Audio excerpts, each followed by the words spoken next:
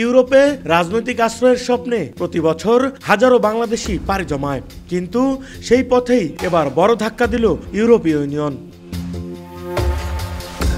EU সম্প্রতি বাংলাদেশ সহ 7টি দেশকে নিরাপদ দেশ হিসেবে তালিকাভুক্ত করেছে।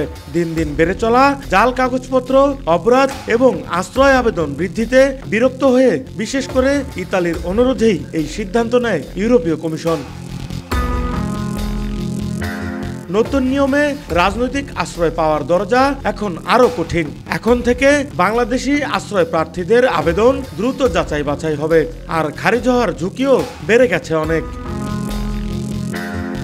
ইতিপূর্বে যেখানে একটি আবেদন নিষ্পত্তিতে লেগে যেত 10 থেকে 12 বছর, এখন কয়েক মাসেই নেওয়া হবে সেই সিদ্ধান্ত। এ কারণেই সাম্প্রতিক অস্থিরতার সময় ইউরোপে যাওয়া অনেক বাংলাদেশি পড়তে পারেন বড় বিপাকে। মানবাধিকার সংস্থাগুলো এই সিদ্ধান্তের কড়া সমালোচনা করেছে। তাদের মতে প্রতিটি আবেদনকারীর ব্যক্তিগত পরিস্থিতি বিবেচনা করা উচিত। পুরো দেশকে নিরাপদ ঘোষণা করে সবার আবেদন আটকে দেওয়া মানবিক নয়।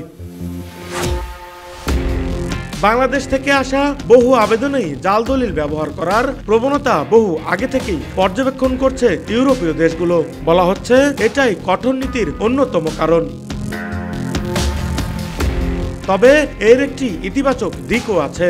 দালালের মাধ্যমে ঝুঁকি নিয়ে ইউরোপে যাওয়ার প্রবণতা এবার কমতে পারে, কারণ রাজনৈতিক আশ্রয় যা অনেক সহজ পথ ভাবত, এখন তারা আর তত সহজ নয়।